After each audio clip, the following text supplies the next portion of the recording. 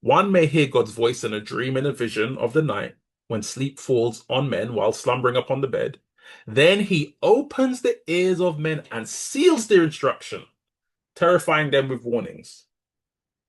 To turn a person away from his action and to protect a man from pride, so that he will keep himself away from the pit and from perishing by the sword. And when I read that, I said, oh my God, God is so far ahead. Like, we can't get around him. We cannot, we can't, his ways are past figuring out. He's working on past, present, and future. Hear this.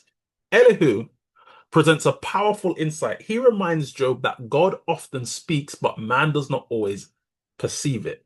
He explains that God may use dreams, visions, and even suffering as a means of communication. Verse 16 reveals that God openeth the ears of men, showing that in suffering we often become more spiritually attentive. God opens our ears to hear his instruction, not only to correct past or present sins, but as verse 17 makes clear, to exercise preventative discipline, to prevent future destruction, that he may withdraw a man from his purpose and pride from man. This reveals that some trials are not a punishment, but a mercy, divine interventions to redirect us before destruction, to protect us from pride, and to keep us from the pit and perishing by the sword.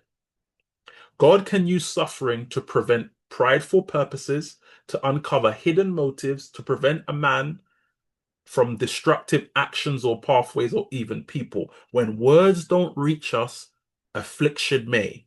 Pain becomes the tool God uses to redirect us before it's too late. This is amazing. God will allow you to go through something to stop you from something that hasn't even happened. Because he could see the future, because he knows what you would do, because he knows someone was coming your way, because he knows that you would have taken a certain course of action, he allows you to go through something to stop you from doing what you might have done. It says to keep you from the pit and from perishing by the sword. So God will do something to stop you from even going in a direction where someone else might have even destroyed your life. That's how far ahead he is.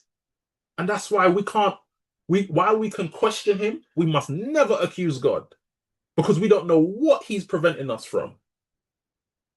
And he also knows that sometimes we wouldn't listen unless we were in a certain situation.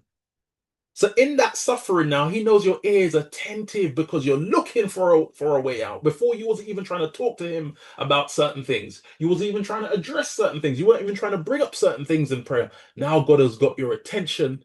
He can warn you. God is amazing.